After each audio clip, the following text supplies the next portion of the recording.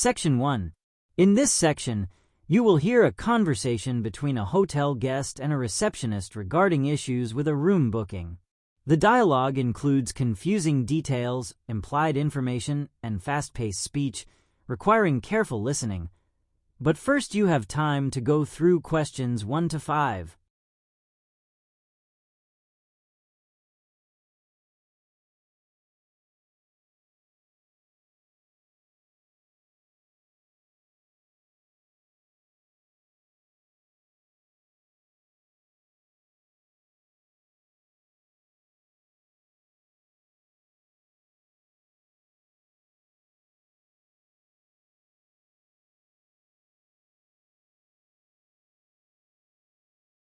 Good evening, sir. How may I assist you? I made a booking for a deluxe suite, but I was assigned a standard room instead. This isn't what I paid for. I do apologize for the inconvenience, Mr. Anderson. I see here that you reserved a deluxe suite. However, due to a system error, your reservation was recorded under a different category. That's not acceptable. I specifically booked a corner suite with a city view. This room barely has a window. I completely understand your frustration. Unfortunately, we are at full capacity tonight, but we can offer a free upgrade for the remainder of your stay starting tomorrow. That's a start, but I expected better service. Can you at least provide complimentary dining or late checkout? I'll check with the manager, but a 1-hour extended checkout is usually the most we offer in such cases. Before you hear the rest of the audio, you have time to go through questions 6 to 10.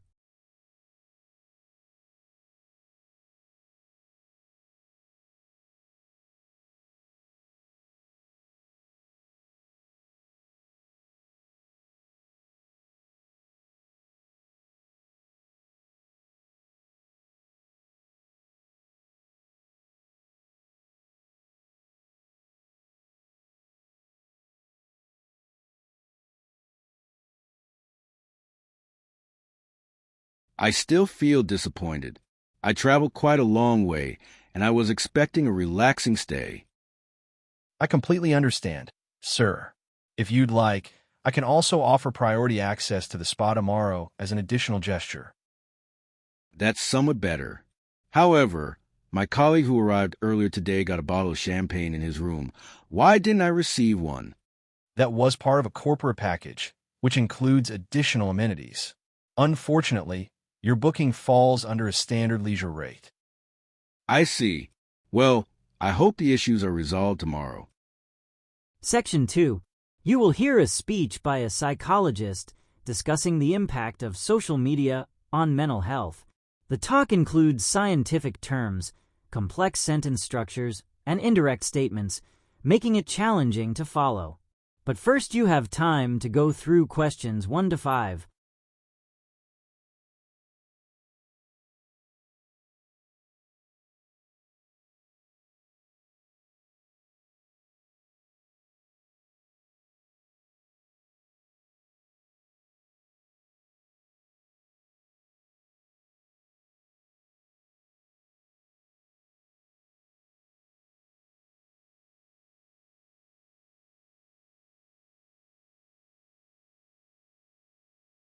Social media platforms have transformed how individuals interact and perceive their self-worth. Studies indicate that excessive usage, particularly among young adults, correlates with heightened anxiety and depressive tendencies. Unlike traditional media, social networks create real-time comparisons, reinforcing unrealistic lifestyle expectations. Furthermore, dopamine-driven engagement mechanisms, such as instant notifications, perpetuate habit loops that make detachment difficult. While some argue that online interactions enhance social connectivity, the reality distortion effect often leaves individuals feeling isolated rather than connected. Before you hear the rest of the audio, you have time to go through questions 6 to 10.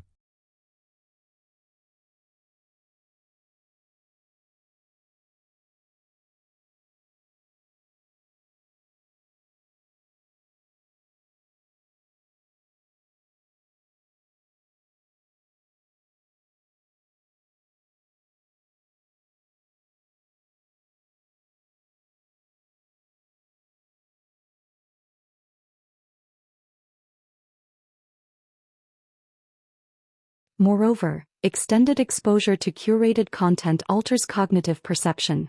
Social validation, derived from likes and shares, conditions users to associate self-worth with online approval. This phenomenon, termed algorithmic self-esteem, can have long-term implications for self-identity and resilience. A more pressing issue is the polarization effect, where algorithm-driven content reinforces pre-existing beliefs, fostering ideological echo chambers. This segmentation of perspectives reduces critical thinking and tolerance for opposing views. Section 3. You will hear a discussion between two university students, Emma and Daniel, about climate engineering, a controversial scientific approach to combating climate change. The conversation is packed with scientific terminology, nuanced arguments, and rapid speech patterns, requiring close attention to details. But first you have time to go through questions 1 to 5.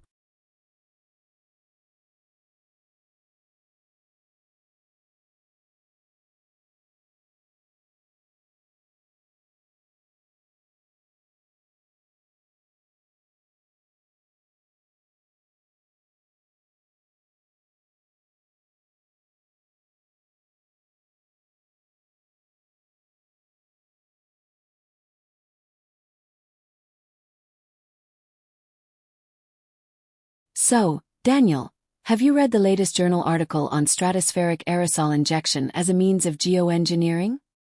Yes, I found it quite fascinating. The idea of injecting reflective particles into the upper atmosphere to counteract global warming is certainly bold, but isn't it just a temporary fix? I'd argue otherwise. Research suggests it could buy us time while long-term solutions like carbon capture become viable. That's assuming it doesn't create unintended consequences. Imagine disrupting monsoon cycles or triggering regional droughts. The climate system is incredibly complex.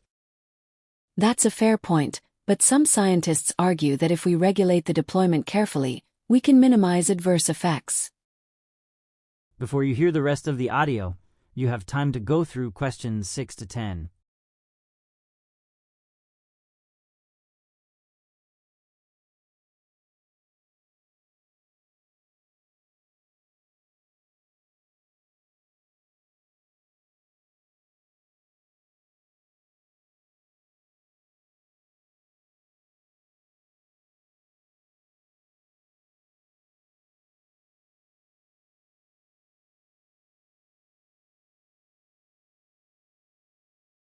Even if the technology is perfected, how do you propose we handle the ethical dilemma?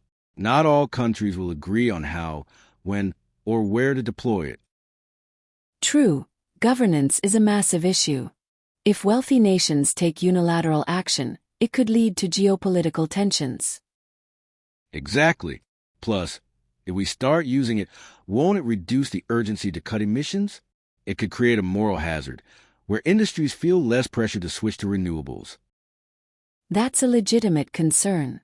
But consider this, if the climate reaches a tipping point, wouldn't a controlled intervention be preferable to an irreversible catastrophe?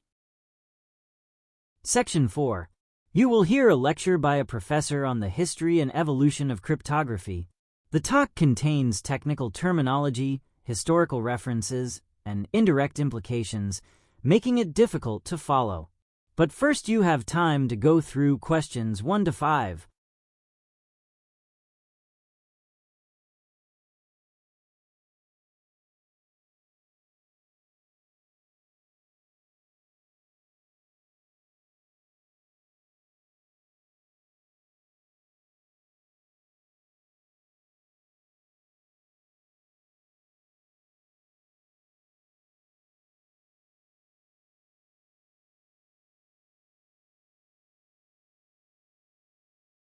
Throughout history, the art of secure communication has evolved significantly.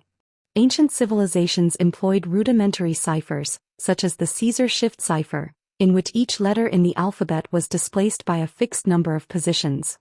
This method, while innovative for its time, was easily deciphered once the pattern was recognized. In the medieval era, more complex systems emerged. The Vigenère cipher, a polyalphabetic substitution method, greatly improved encryption by varying the shift with a keyed sequence. Despite its ingenuity, it was eventually cracked in the 19th century with frequency analysis techniques. Modern cryptography took a massive leap during World War II, particularly with the Enigma machine used by Nazi Germany. This electromechanical device was considered unbreakable, until Alan Turing and his team at Bletchley Park devised an early computational method to decipher its messages. Before you hear the rest of the audio, you have time to go through questions 6 to 10.